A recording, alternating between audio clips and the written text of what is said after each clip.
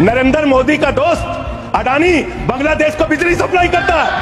भारत की बिजली चोरी करके अडानी बांग्लादेश को पहुंचाता है। अगर जेल वेल की बात करोगे ना, जिस दिन सत्ता परिवर्तन होगा एक भी आदमी बाहर नहीं दिखेगा। ऐसी बातें मत करो। आपस में बात नहीं।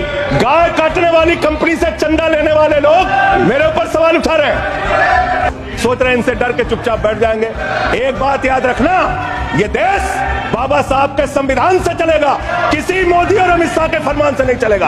याद रखना इसको। प्रभु श्री राम है, आपने उनके लिए गाना बना दिया। जो राम को लाए हैं हम उनको लाएंगे। बताइए आप, जहां पर बैठा हुआ कोई व्यक्ति क्या इस हैसियत में है कि वो राम को ला सकता है? नहीं, भगवान श्री राम हम सबको लेके आए हैं। भगवान इंसान को लेके आता है, कोई इंसान भगवान को नहीं ला सकता। कि तुम्हारी पोल पट्टी खोलने लग जाए तो क्या हो, तुम्हारी पोल पट्टी खोलने लग जाए तो क्या हो, अगर मंदिर की मूर्त बोलने लग जाए तो क्या हो, बताओ ब्रह्म बेला में जहां तुम पाप धोते हो वही सरयू का पानी खौलने लग जाए तो क्या? अयोध्या हारे आप। जहां जहां से प्रभु श्री राम गुजरे थे वो सारी सीटें आप लोग हार गए। 1925 की संस्थाएं 100 साल हो गए, 100 साल पुरानी संस्थाएं, वहां से निकले आप।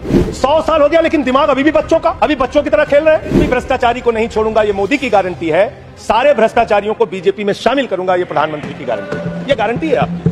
चंदा दो धंधा लो स्कीम मत चलाइए। इलेक्टोरल बॉन्ड में आपका पर्दाफाश हो चुका है। 3,02,000 करोड़ रुपए के ठेके अलग अलग कंपनियों को दिए गए जिनसे इलेक्टोरल बॉन्ड के नाम पे पैसा लिया गया। इसकी जांच होनी चाहिए। हम आ भी भरते हैं तो हो जाते हैं बदनाम, और वो कत्ल भी करते हैं तो चर्चा नहीं होता। आप लोग सबको गालियां देने लगते हैं। लोकतंत्र में अच्छी चीज नहीं माने। कभी मुसलमानों को गाली दो, कभी सिखों को गाली दो, कभी ईसाइयों को गाली दो। भारत के प्रधानमंत्री महंगाई पे बात नहीं करते महोदया, बेरोजगारी पे बात नहीं करते महोदया, किसानी पे बात नहीं करते। इस देश के अंदर अग्निवीर योजना के कारण भारत की सीमा को कमजोर करने का आपने काम किया, उस पर बात नहीं करते। भारत के प्रधानमंत्री बड़े अफसोस के साथ कहना पड़ रहा है, कभी मुगल पे बात करते हैं, कभी मटन पे बात करते हैं, कभी मदरसा पे बात करते हैं, कभी मछली पे बात करते हैं, और हद तो तब हो गई जब देश के प्रधानमंत्री मुजरा जैसे शब्द का इस्तेमाल करते हैं। शर्म आती है। दुनिया के सबसे बड़े लोकतंत्र के प्रधानमंत्री ऐसी भाषा का इस्तेमाल कर रहे हैं। इस चुनाव के अंदर हमने देखा विपक्ष के नेताओं को पकड़ पकड़ के कैसे जेल में डाला गया। ईडी का, सीबीआई का, जांच एजेंसियों का दुरुपयोग करके राज्यों के मुख्यमंत्री को जेल में डाला गया, मंत्रियों को जेल में डाला गया। इस चुनाव में हमने देखा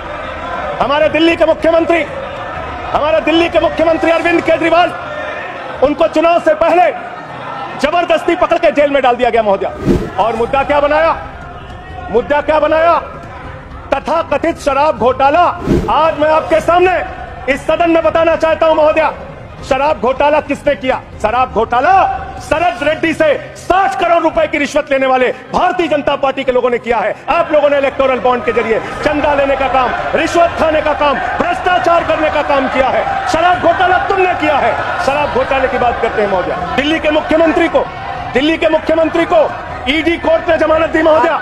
ईडी कोर्ट ने कहा अरविंद केजरीवाल के दोस्त हैं महोदया, ये रिश्वतखोर लोग हैं, ये रिश्वतखोर है, ये बेईमान है, ये भ्रष्टाचारी है महोदया, भ्रष्टाचारी है।